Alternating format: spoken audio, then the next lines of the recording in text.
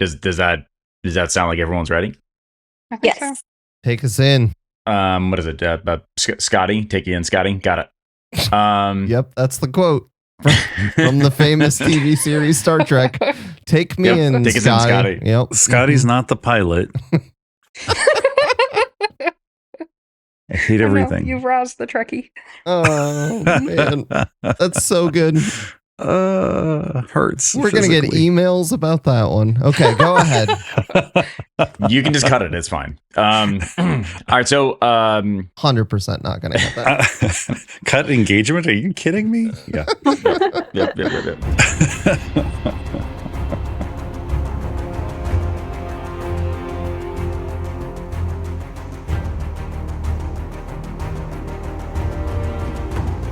So we left the Tater Tots, which actually is not their official name, but a name nonetheless, in the verdant cove at the edge of the endless forest. And we left them as Sal had climbed on top of Rini's revelations with the help of Svetlana. And Sal saw smoke rising off in the distance above the endless forest. And he thinks back to times he'd rather have forgotten. But as Sal climbs back down to join his companions, they swing by Tots this and that to gather up new gear to do what must be done, to save Maz. Originally, they weren't sure what led to her disappearance, but now it is seeming more certain that something sinister is afoot. After the death of Toko Stormclaw, the Tater Tots found themselves at the Verdant Cove, a bustling port on the outskirts of the Endless Forest. A guard confronted Hilo, questioning his presence, while Sal and the crew tried to persuade him that an autograph from the great Hilo would be worth his while for some information. Of course, gold is what ultimately got him, though. Svetlana shared a moment later on with a local bard while still in mourning, and eventually the group was stopped by, once again, Rini's revelations, where gazing into her crystal ball, it very obviously at first showed nothing. But with Svetlana and Bogha's connection to magic, suddenly the tone changed, and Rini created a flame bringing about Core's light. Ah, the Rockies. And visions flashed with Bogha, Svetlana, and Hilo's mind's eye. Within Hilo's mind's eye. They all saw different things, but amongst the things that were seen and these visions that flashed were images of Maz being marched along. Another of her losing a wing, and yet another of Maz as Scorchborn. Hilo believes there are multiple possibilities for the future, but time is finite. Sal will begin to lead them towards the smoke rising in the forest to find whatever is left of the Maz that they know. So here in the Verdant Cove, outside, I would assume, right, pretty much where we left off, of Tots this and that, and Rini's revelations, all kind of in the same area of town. No relation to Tater Tots, though. No. Tater Tots this and that, no. You all stand, at the precipice of the next part of your adventure.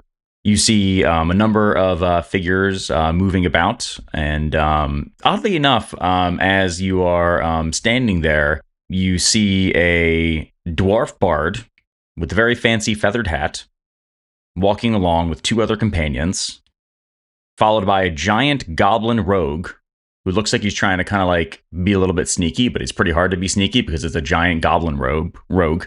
And then a clank, who is very short and tiny. Probably about 3 feet tall, so like kind of ribbit height, maybe even smaller. A clank, a seraph in white robes, kind of like making different like motions, kind of gesturing as though they were maybe like praying towards something. This clank also has a slight limp, and it's just like kind of odd because it's almost like the opposite of your party in some ways, because you have a short clank seraph, right? So on and so forth. And then you all just kind of like catch their eye for just like a second, and they all look at you, and it's almost just like, that's a little weird. And then they kind of just like keep walking past slowly. And I leave the next move up to the players. Do we recognize these people? Like, have we seen them before?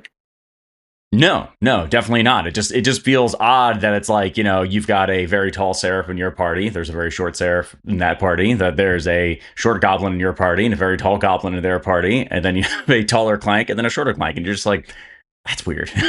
And I think you get the sense that like when they look at you, they're like, that's weird. And then they just kind of like keep moving along. There's no like threat or anything like that. It's just kind of like, you ever been out in public and sometimes you just kind of like see something and maybe somebody sees you and there's like a shared moment there where nothing's spoken, but you're just like, that was odd. Are we sure it's not a funhouse mirror? Yeah. No, there's no magic involved. It seems like there's amongst the people walking up and down this path that, they just happen to be walking through the verdant cove as well. Sal hears Svetlana ask about the mirror and quickly is like, no, and puts his hands on her axe. I hear It you. was one time, Sal. Yeah. One time. Yeah, that's fair, but I just, fool me twice. Sometimes that's all it takes. Fair enough. Do we feel like if we hustled, we could stop them? This whole party? I mean, sure. I mean, they're just walking about. I mean, they're not like running or anything. It just seems like they're out and about on business. It's, kind of like mid-afternoon. It's not like super late, like sun's, still out. And, Sal specifically would have kind of the memory of that, smoke in the distance. Of course, just kind of as a reminder for the party that we had these visions, and the impression that was left with everybody is that, there may still be time left. We're not certain of exactly how much to potentially, save Maz. It's not super clear. Sal, of course, knowing, the Endless Forest a bit better than the others, might have a note in his handouts that also gives him some information to, read through and do with what he pleases. So up to Sal. But yeah, sure. If you want to go, stop him and chat it up, he's certainly, more than welcome to do so. Sal looks to the party. Hey, I know we're kind of in a hurry, but they look like another us. they look like they are out on adventures too, and I don't know, strength in numbers. Should we stop them? Should we just keep going? And Sal kind of looks down. He pulls out the note out of his satchel. Doesn't really remember where it came from or how it got into his bag. Maybe it was slipped in at Tots this and that or something like that. He doesn't know for sure, but after asking the question, he kind of buries his head in the note. And I want you to picture him reading the way like Kermit the Frog would read, where it's like full head going across the page for each line, back and forth. So yeah, exactly. It's like a typewriter. It's like sliding back and forth. 100% correct. Yeah. What do you have, Sal? What is that? Well, I got to read, and that's not necessarily my strength. So I was hoping you guys would discuss the whole, should we talk to these people? And then I could read. And Sal goes back to his typewriter reading. And as Sal starts to read, amongst the other people, one other individual kind of catches your eye because you see them not walking by, but wheeling by. They're actually pushing themselves in a wheelchair, kind of, both arms, moving down the pathway. And when you look at this person, they catch your eye because one of their eyes is colored completely like milky white with like a scar extending over the left cheek. And you see them, looking about, seems like they might be stopping over at Tots, this and that. And, you see the person kind of glance over towards your party. Again, no discernible threat, but, this person seems to notice you. And then, they start to work their way further down the street. So maybe they weren't stopping at Tots, this and that. Maybe they thought about it, but they weren't sure. Then they're kind of going down the pathway as well. These seem unrelated, by the way, these groups. This one person in the wheelchair and the other group. Did you see those people that have just passed us by? Did you notice they look very similar to us, but maybe like opposite? The clank is unusually short. Yes, I noticed that. It is strange. Did you get any sense from them, like magic or anything like that? As we're wheeling away, Bogha tries to extend her arcane sense. Because I'm assuming they haven't gone that far past. No, they're meandering. It's not like they're running away or anything. It seems like, again, they're kind of out on their, daily, business. And let me just make sure I've got arcane sense down. Okay, yeah. So they're within close range. That's fine. You definitely get the sense that at least one of them has, a magical, presence appropriate to a seraph, which is especially interesting because it's a seraph clank, which is an interesting thing to consider.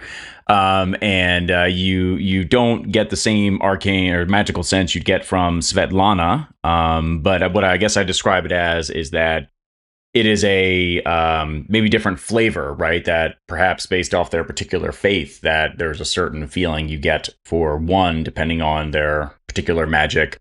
Where the clank's interesting because you almost get the sense that it continues to sort of be almost multi-flavored or layered or more complex. But magical, yes, is the short answer. I do pick up something similar to, how do I put it? It feels familiar, but weirdly different. It's I cannot tell which one it is. Do they appear to be well armed? Yeah, no, when you look at them, I mean, they, as aptly described by Sal, they seem like adventurer types. They clearly are armed. They are armed, well. Their stuff doesn't generally look, kind of run down or anything like that. I will say the dwarf, which is looks like a bard because he's got a little lute on his back. Definitely has a very, very beautiful fancy hat with this gorgeous gigantic feather where you almost look at it and you're like, that can't be real, because the feather's too big. Yriel, Hilo, what do you think?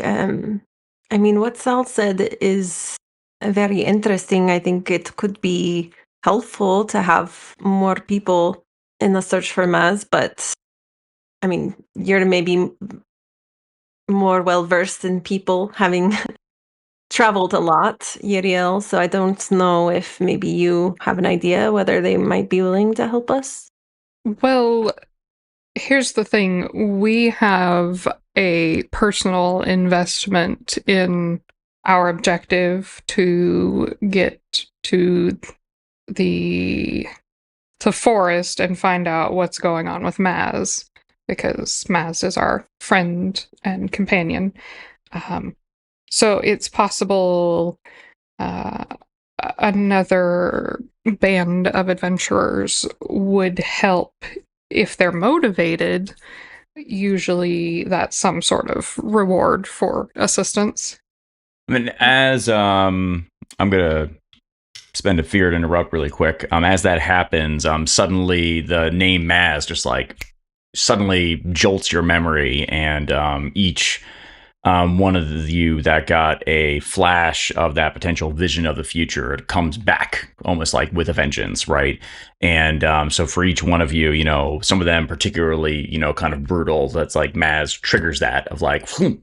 And, you also then get that sense of urgency as that party, again, they're not purposely walking from you, but they walk, further away. And suddenly there's a little glint of sunlight in the sky. And the glint of sunlight in the sky causes some of you to kind of look up at it. And what you actually notice is that there's a plume of smoke so high up in the air that it's almost like the sunlight is kind of refracting off the particulates in the air. Bogha's gonna yell out again, just because that memory is, the vision memory is just too much for her to bear. Svetlana huddles with Bogha. As people yell out, Sal would look up from the note and you'd see him looking really puzzled, and he'd say, I don't understand. This is my handwriting. These are my memories on this note. I may have written this down when I was here before, but how did it get into my bag? I didn't bring things with me when I left the endless forest. And Sal would see the smoke in the sky and the lights. And he would say, unless we think that they're going to help us, we need to go. We need to try to help Maz. If anybody has any objections, please let me know now. And Sal would start walking down the pathway that is considered a road into the endless forest. I'm ready to go, and I kind of motion for Bogha to see if she wants to get on my shoulders, so that we can start running together. Please, Svetlana. And Bogha just kind of clambers up the back of Svetlana. I hold on to her little froggy legs, and I start running. I was going to say, please roll for initiative. No, sorry. Oh, gosh. It's wrong system. I was like, first of all, I imagine we'll probably try to stealth once we get closer, but in the interest of saving time, that we would maybe rush a little bit to get closer faster. As they start moving, Sal would turn to the group and say, so we have a few options. It's been a while since I've been here. I don't know what's changed. I don't know how my note... He kind of pauses, confused. I don't know how I'm supposed to feel about receiving my own thoughts on a piece of paper. But we can go straight towards it. This road heads in the right direction. The thing is, none of this is routed. This was not a road that was intended for people to travel, but people travel it anyway, and that's how the path was made. I think this will take us in the right direction, but we also have other places we could go if we feel like we need more information. There's a cove to the south that we talked about a little bit when we were on the pier that might have more information, but I just don't know if we need information or if we need to get there. I feel like we need action. Does anybody disagree? No. I'd say we take the desired path. Sal kind of stops for a moment and just puts a hand on one of the trees. And you see his eyes close and his head bows.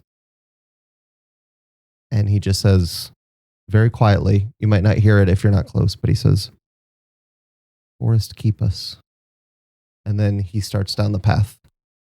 Is everybody following? And is everybody running? How fast can a clank run?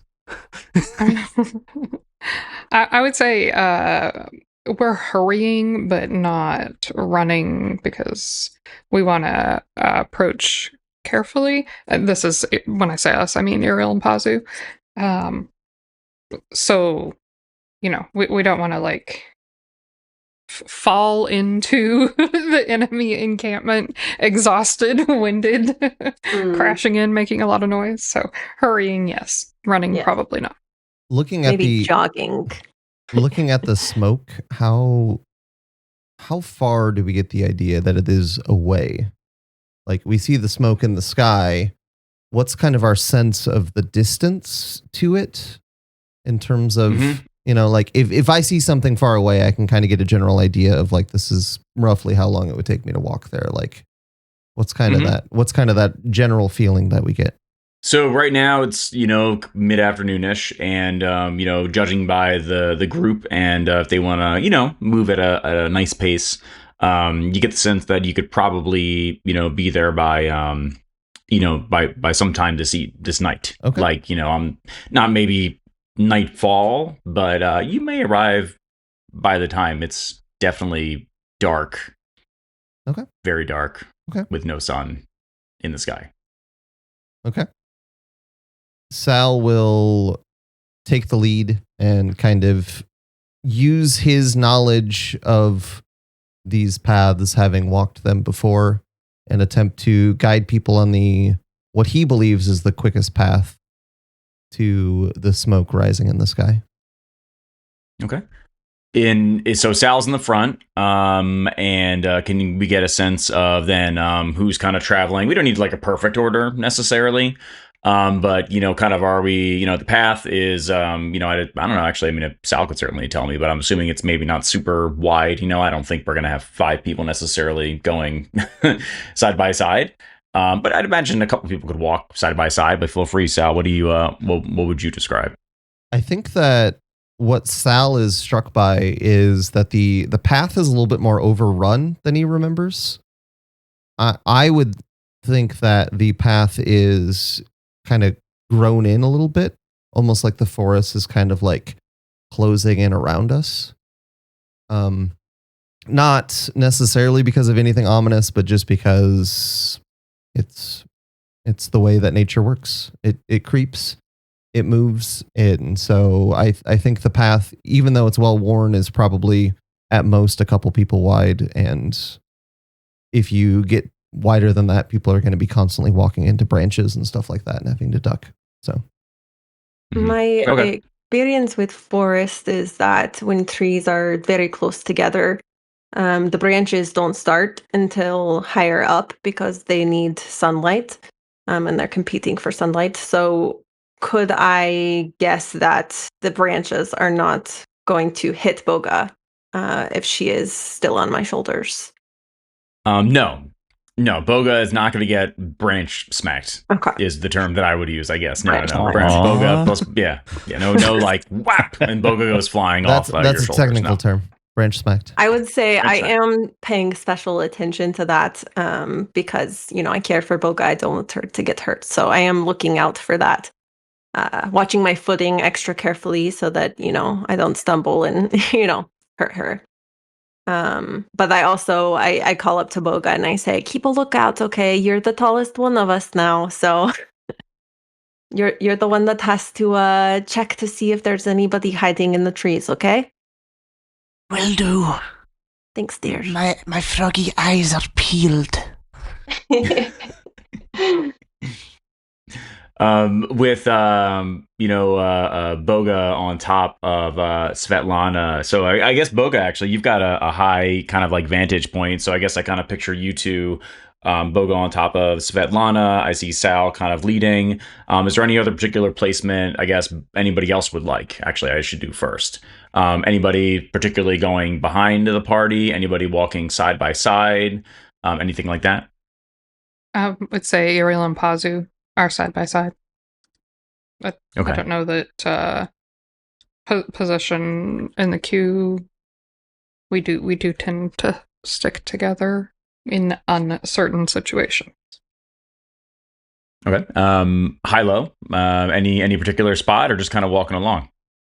Hilo's not very comfortable with foresty trail things, being an urban clank. So he's going to be more towards the back of the group and walking a little more carefully, I think, than people like Pazu. Wouldn't want to step on any twigs, Right? make a noise, Exactly. and alert people. Yeah.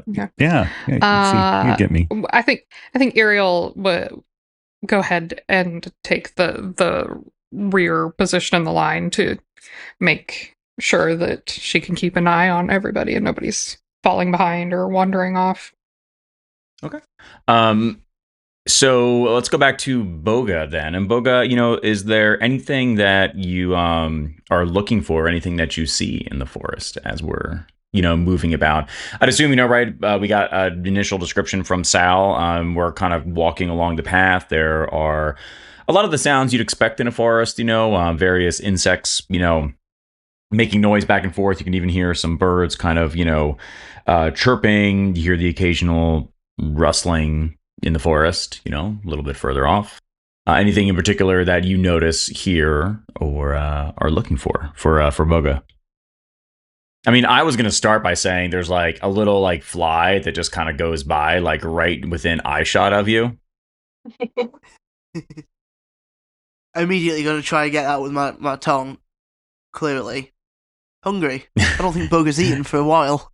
I mean, so you go for it? I used my long tongue. Mm-hmm. Mm-hmm.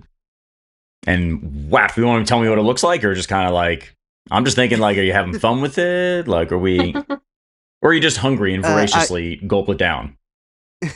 I miss a few times. my tongue just kind of fires off different directions trying to catch it. And Svetlana is stabilizing her legs as she's kind of tilting back and forth trying to catch this fly. When she finally does get it, she just just devours it like a snack.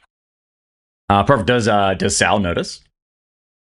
Sal's too focused on moving forward to pay much attention to that. Okay. So if a bug kind of goes then by Sal's vision, does Sal do anything, or again too focused? I think he'd be pretty focused. I think he'd be moving forward. Okay. So then, as you continue to walk, Bogha does that lovely little boom, boom, boom, boom, boom, boom, boom, his tongue out, try to get the bug. Eventually gets it. Yep. Eats it up, right? Svetlana provides, support. And as you continue to walk through, right, the forest, Bogha does notice that the little bug that was eaten, you do start to see a few more of those similar bugs kind of like emerge out of the forest. Oh, more. Bogha's definitely going to try catch a few of them. Okay.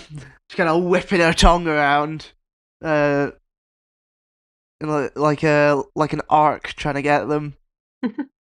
To wear Bogha like a bug catcher, so that the mosquitoes can't sting me. So that's why I keep Bogha very close.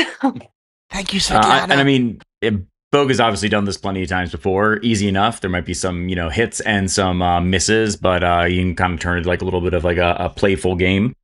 And as this happens, at one point, suddenly there is a bright light from kind of like up above, because there's obviously like branches and everything like that, all kind of above you. You can still see the smoke off in the distance. The light had kind of refracted off that before. But then suddenly going into Bogha's eye, you see that light kind of refract, but it is entirely separate from the smoke. It is not the smoke. It is, you're not sure why or what caused it. Is this a really bright light? Just a really bright light, like kind of comes and goes, like it is ephemeral, right? Just kind of like hits your eye, like, ooh, like you got to squint just a tiny bit, and then it keeps going. And it was pretty much centered on you, so nobody else may know about it. But then you continue, I guess, walking, unless there's. But we're just gonna let out a little like when it hits her eye. I think Sal would turn around at that and just kind of, is everything okay? I got there's a light. It's blinding me. Sal looks around for a light. Does he see it? Nope. Well, actually, I shouldn't say that. How about you? You give me our first roll of the day for, what would that be? The classic, ever popular instinct check. Love a good instinct check. Love a good instinct. Sal is looking around and kind of curious why Bogha is making this noise. That is 14 with fear. Ooh. Thank you, friend. Appreciate that. So the you look around to try to kind of catch something that may be causing Bogha, distress, and you don't see the source of anything in particular. One thing you do notice off towards the side is it is to the average kind of traveler, like a stranger to the area, there would be no path that way towards the south. But you, who has some memory of this place, may recognize it if you so choose as, going off in a particular direction. But, you don't see where the source of the distress is for Bogha. Okay. Does Bogha know which direction it came from? It came from more or less kind of up above. You can't really pinpoint exactly, what angle. It sort of came and went. The best you get is the sense that maybe it was something that kind of passed overhead. But it's, you're not entirely sure. Are you okay, Bogha? Whatever that was, it startled me. You said it was a light? Yes, right in my eye. Like the sun? Bogha looks kind of embarrassed. No, I don't. Oh, sorry. Is I'll it, just leave it at that. do you think there is danger? Yeah, maybe. Mysterious lights kind of give me the creeps. I could try to send a bolt up there and see if I can knock whatever it is out of the sky. You could. My first instinct was lighthouse, but Oh, okay. Well, we don't want another mirror incident, so maybe we better find out what it is first. I mean, if you want to shoot first and ask questions later, don't let me stop you. I'm just saying, follow your instincts. That is her normal instincts, but she is beginning to learn from her mistakes. She has done that quite a lot, and it has impacted not only her but her friends. So I think she's gonna hold off for now, but it's in the back of her mind. That's what she wants to do, but she is holding off. And mirrors, obviously. So the as you then continue, I guess, to walk, unless somebody else wants to kind of like jump in, that kind of like came and went. Then is there anything that I guess Yriel is kind of like looking for or paying attention to, or are you just kind of moving along the path as well? I would say Yriel is keeping her eyes and ears open, not looking for anything in particular, but just in case something stands out. Also relying heavily on Pazu at my side, who will probably know before I do if something is amiss. As you continue to walk, at a decent pace, I guess. Again, unless somebody wants to jump in. Then Yriel does, kind of looking, up and kind of about, being, much more comfortable, I think, in a variety of environments, right? Kind of being wanderborn, moving from area to area. Yes. You do notice some particularly interesting looking, mushrooms growing off to the right side of the path.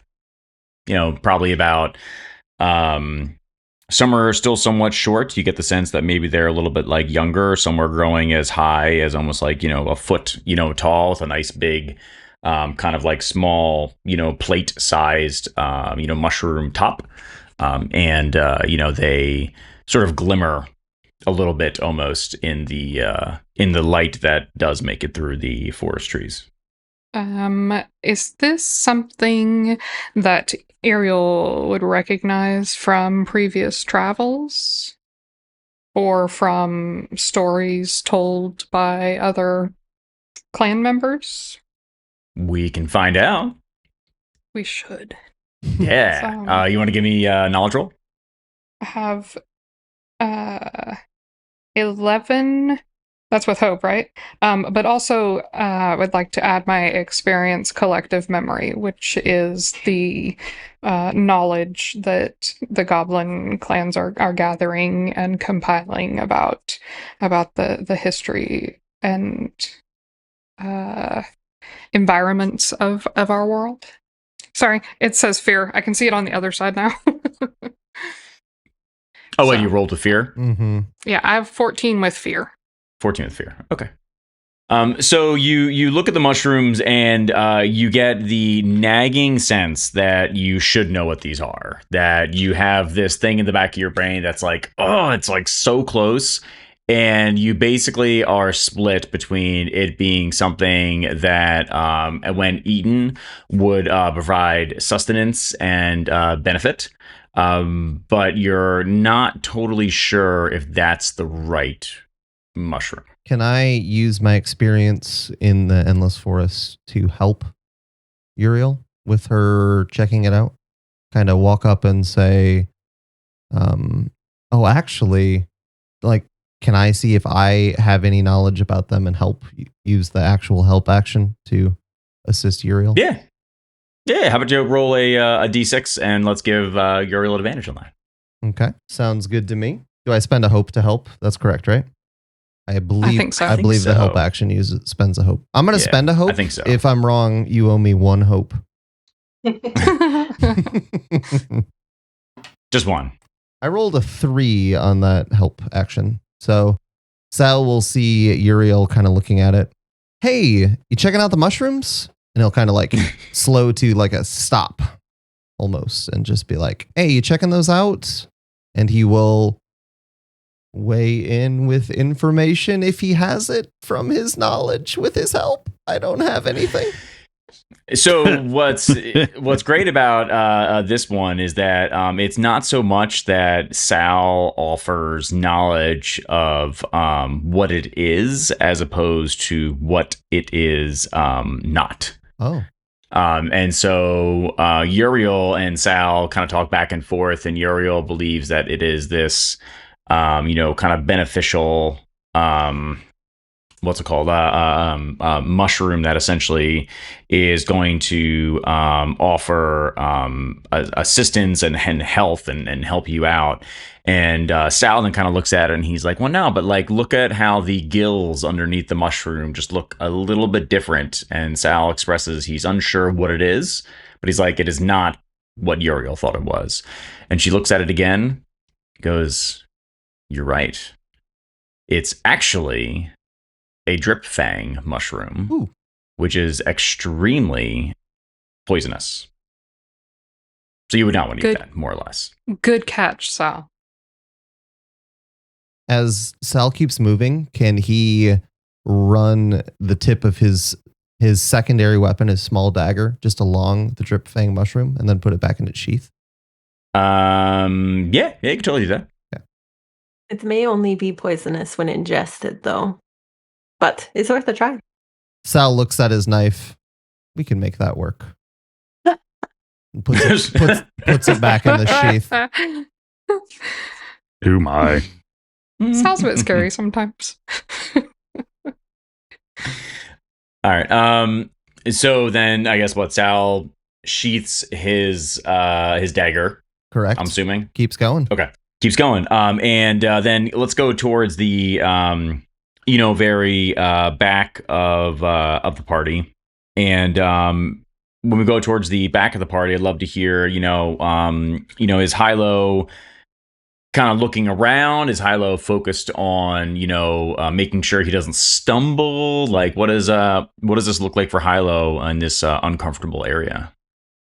Hilo actually has kind of been using this as a Zen moment, which is kind of new for him, right? But he actually now has an entire backstory for that group that we saw that looked like us, and he's going to communicate that as an inspiring tale of how they started actually in Omphalos, not Skyland, and they didn't get the good potatoes. They had to have some dried cactus, and ours was so much better and so much more awesome, and we've had so much better experiences than them that we feel inspired and rallied. Okay. Sal's going to stand up a little bit taller and be like, those guys were the dried cactuses? I've heard about them. Hey, if we're the tater tots, they can be the dried cactuses, right? Sure. Fair Fair enough. Fair enough. No. They don't care about grammar. They're notoriously not concerned with grammar. As a native of the desert region there, I'd say that that's not a very flattering name. The last thing you want is a dry cactus. At least it should have some moisture. It'd be all shriveled up. I mean, it would be. It would be. That's how cacti work, right? That's not just me. Awkward pause, awkward silence. Yeah. Just long enough for Michael to shake his head. Sometimes I'm worried I take a stress in real life. Sometimes for travel purposes, you have to dry something out so it keeps better, even if it's not quite as tasty. Okay. I like all this. Actually, this is all perfect. But you all get a rally die because of that. So just, throwing that out there. Okay. That's a D6 we can add to basically any roll, right? That is correct. Okay. Yeah. Okay. So as you continue to, move, forward through the forest again, I'm assuming everybody kind of got in the same order that we had, kind of previously, roughly speaking, if anybody would like to change it up, obviously, interrupt. There's, again, sounds in the forest. You do hear some small rustles. And then Bogha, who's a little bit further towards, kind of the top of the forest, I guess, really being the tallest one of the bunch currently, right? So, good experience, right? Being, super tall. And you start to notice that those little insects that you've been eating are becoming, a bit more frequent. And as those insects become a bit more frequent, you do, and then Sal, kind of simultaneously, starts to notice on the, I think it'd be the northern side of the path, that some of the trees do start to, sort of not thin out, but they are not as verdant or lush and lively as in some other areas of the forest. Can I ask a dumb question that I probably should have asked a while ago as we started moving? Please. Vaguely, what direction are we going, like, as we travel on this path? Like, when East. East, okay. We were specifically... So let's say you're going east. It's an east to westward path. Okay. You've got to the south and then to the north are also directions that obviously you can go. I mean, you can go northeast and southwest and all that, right, too. Okay. But yeah. But there's not really... The path is more east-west. There's not really a clear path, especially to people who are not familiar with the area going in some of these other directions. Okay, so Verdant Cove to the smoke is west to east, essentially, is where we're... Yes, That's more or less. And I mean, obviously, you're more than welcome to just trudge through the forest, slashing all the things that get in your way, and see what awaits you. Mm-hmm. And that's fine, too. Yeah, no, I think we'd be following the path as long as it is roughly heading in the direction that Sal is going to be constantly looking up when he can to make sure that they are still following the path of the smoke. And as we get to the point where the trees kind of seem to thin out a little bit, Sal's going to have a memory of this area and of kind of what used to be north. There used to be an area in the Endless Forest that was incredibly lush, and it was, you know what? Why am I doing it like this? Why wouldn't I do this in character? That would make a lot more sense. So Sal would kind of say, like, that's really weird. This used to be... Sal kind of like turns left and right to get a feel for what direction they're heading. From having traveled through the forest for so long, and he would say that to the north used to be really, really incredibly lush. I don't know why it's like that now. This is where the thicket used to be, and he looks to everyone's eyes to see if anybody recognizes what he's talking about, and he presumably not get any recognition, unless anybody knows about the thicket in the Endless Forest. Hilo says it looks rather thin for a thicket. Well, that's the thing that's so weird. This was the thicket of Paladai, and he kind of extends his arm off the north side of the path and says, something's wrong. What happened? I don't know. Can Sal look out to the north and get a sense of anything that's different from the last time he was here? Yeah, I mean, you get the feeling is exactly what you said, that something is definitely amiss, and something is somehow sort of gutting this part of the forest. Not gutting literally, but that the leaves and detritus even on the ground, you kind of like look down, being more familiar with the forest itself, and you notice that there's just a coating of dead leaves, where typically there's going to be kind of like lush, short, relatively short green plants and things like that growing from the bottom of the forest. The sunlight suddenly penetrates much more easily in this area, kind of casting more interesting shadows, right, with all the trees with their more bare branches. And then as you continue to look, you realize you're like, there's barely a living leaf anywhere kind of off as you look further into the distance. It's like it starts off a little bit better and green, and then it gets less so as it continues to move. Is there any ash or indicators of like maybe a fire or something that had happened here? Other than smoke? No, and that makes it even more strange. We shouldn't dally. And Sal kind of looks to everybody and then keeps moving. While we go through here, Bogha, do you get a sense that something magical here might have, I don't know, killed these plants? Let me get down to check. I just kind of bounce off Svetlana's shoulders. Mm-hmm. So you're using Arcane Sense? I am using Arcane Sense again, getting legwork out of this today. Yes. You get the sense that it is almost, and you've experienced something like this before, maybe not exactly the same, but it's almost like a slap in the face of like, it is as though like I wouldn't almost, death is not quite the right word so much as an absence of life. Like a void is like existing kind of in this area, like almost it's being sapped out of the forest itself by whatever magical force is at work. I feel nothing. Not like, even in most things there should be something. Anything that's living, it should have something to it, but there's nothing here. There's no latent magic. It's just gone. The life is gone. Can you tell if something has taken the life from it? Or what direction it might be coming from?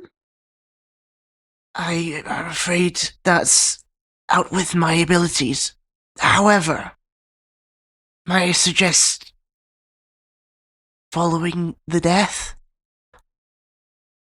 The unlife, even? Yes. It may lead us to our source. Yeah.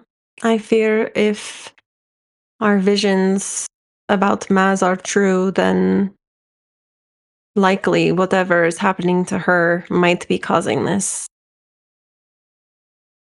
But we should. And to be clear, though, be. by the way, this is in a different direction than the smoke.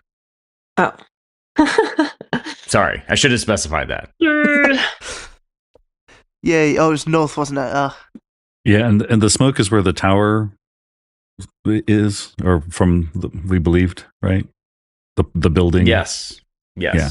evidently So sorry, Svetlana and I'll just Bogha meta very it a easily little bit just to make sure distracted. everyone's kind of on the same page. Is that I always love to throw in little tidbits, and feel free to go in whichever direction you please, but don't feel pressure, because then I like to always have multiple pathways to kind of go in that maybe don't always take you on the most direct route, but the direct route's also totally fine. So whichever I'd say pleases the party. As opposed to, I could have just been like, all right, you walk down the path, you get to the thing. True. Yeah. I mean, I think we need to try to get the Maz as soon as possible. So if this death is not on the routes, then I think maybe we come back for it to investigate later. But what do you think, Bogha, Yriel, everybody? I also agree that we make to where we think Maz is being held. Sal's already on the path. Sal is... Maybe Sal has kept going. Yeah, Sal stopped for a moment, but Sal is